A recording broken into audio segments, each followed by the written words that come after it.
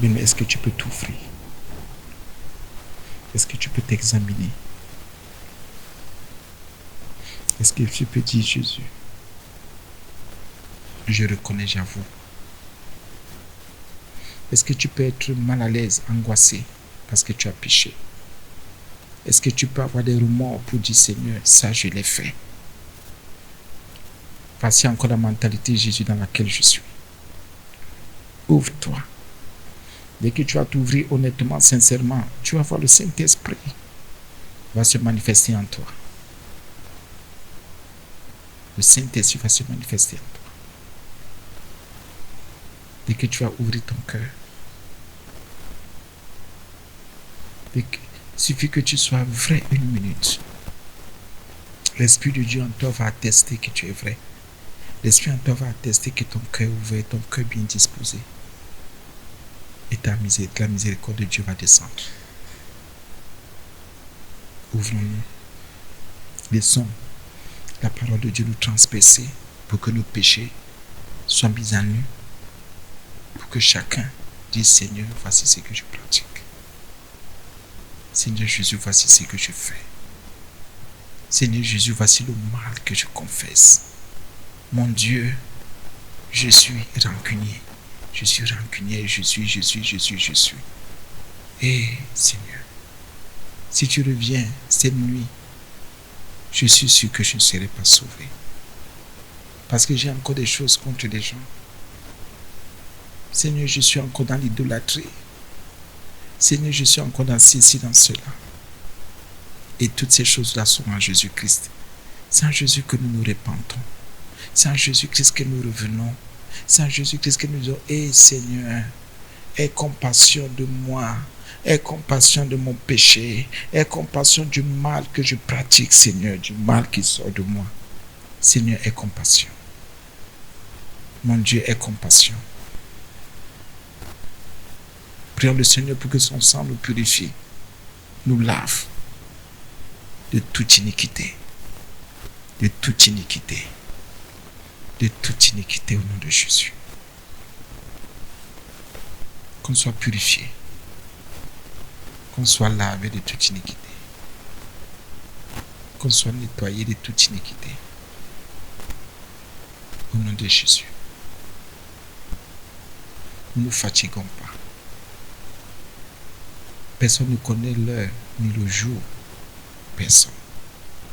Ni l'heure, ni le jour, ni le lieu, ni l'endroit, ni les circonstances. Ça peut être à n'importe quelle heure que le Seigneur va venir frapper pour dire c'est aujourd'hui que je t'enlève. Est-ce que tu ne vas pas dire Seigneur, je ne suis pas prêt. Je ne suis pas encore prêt, je ne suis pas encore prête. Nous sommes avertis. Le jour du Seigneur viendra comme un voleur. Au nom de Jésus, prions le Seigneur pour que son esprit continue à nous conduire dans la vérité du salut. Dans la vérité du salut de nos âmes. Il faut qu'on soit prêt. Que le Saint-Esprit, non, comment on veut rechercher seulement que le Saint-Esprit, on aimerait qu'il nous conduise dans la vanité, on va mourir, on va laisser toutes ces choses. Si tu as quelque chose contre ton frère, ne te dérange pas, tu vas mourir, tu vas laisser ton frère. Tu vas mourir, tu vas laisser ta soeur, tu vas mourir, tu vas laisser ton père, ta mère, tu vas mourir, tu vas laisser ton enfant, tes enfants, tu vas mourir, tu vas laisser la maison, maison, voiture, compte en banque, tout ce que tu crois être là. Tu meurs avec ton orgueil. Vanité des vanités. Toutes ces choses que nous défendons, les choses derrière lesquelles nous courons, nous allons laisser ces choses-là. Ces choses-là vont rester sur terre. Tous nos vêtements vont rester sur terre. Toutes nos chaussures vont rester sur terre. Les autres vont mettre nos chaussures, vont porter nos vêtements. Les paroles mauvaises que nous confessons ne servent à rien. Alléluia. Je me remets en question, je me juge, je dis Seigneur. Au lieu de me repentir de mes péchés, je préfère courir derrière la vanité. Et Jésus, et Seigneur. Et nous allons jusqu'à faire des problèmes aux autres pour la vanité.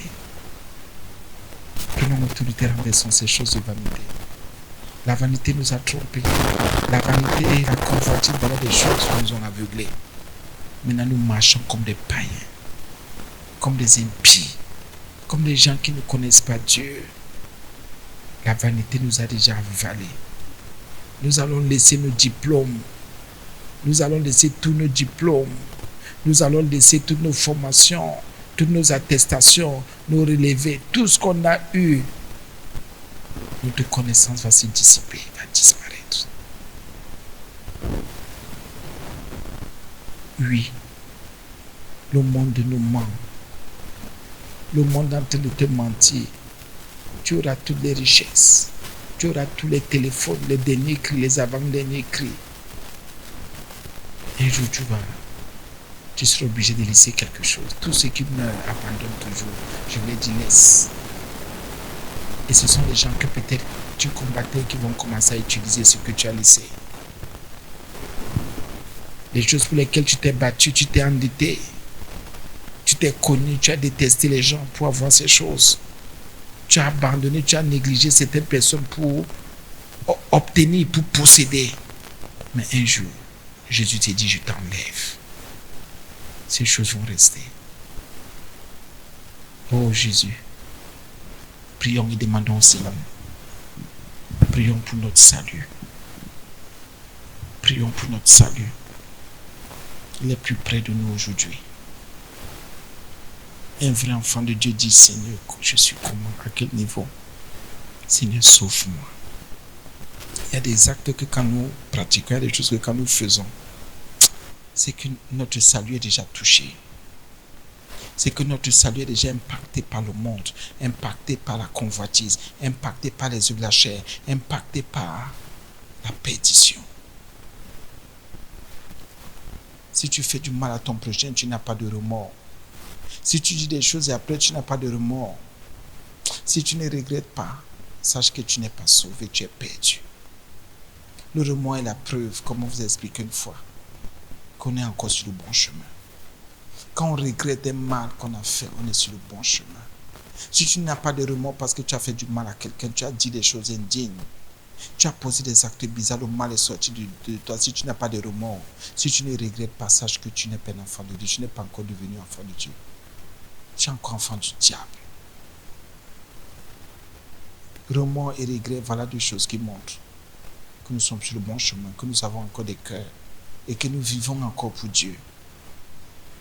Au nom de Jésus, celui qui n'a pas de remords est perdu. Prions le Seigneur pour qu'il nous sauve. Présentons nos âmes au Seigneur. Quoi d'autre encore que le Seigneur prenne soin de nos âmes? Quoi d'autre encore que le Seigneur délivre nos âmes? Qu'il brise, qu'il renverse, qu'il brise les chaînes au niveau de nos âmes au nom de Jésus. Parce qu'il est Dieu. Parce qu'il peut tout. Au nom puissant de Jésus. Réclamons encore son sang pour la purification de nos âmes. Pour le rachat. Le rachat. Le rachat. Et Seigneur. Et Jésus. Et Seigneur. Tu es en train de combattre qui pour rien? Est-ce que c'est en combattant quelqu'un charnellement que ton âme sera sauvée? Est-ce que c'est en combattant ton prochain que ton âme sera sauvée? Ce n'est pas ta réussite sociale ou financière qui va sauver ton âme. Ce n'est pas une preuve de salut. Mais c'est la sainteté, la sanctification, l'obéissance à la parole de Dieu qui montre qu'il y a quelque chose déjà. Nous nous combattons pourquoi? Nous luttons les uns pour les autres. Pourquoi, mon Dieu? Et Seigneur, lave-nous par ton sang. Seigneur, purifie-nous. Seigneur, rachète-nous. Seigneur, sauve-nous. Nous avons besoin d'être sauvés. Nous avons besoin du grand salut qui est en Jésus-Christ. Au nom de Jésus. Amen. Bien-aimés,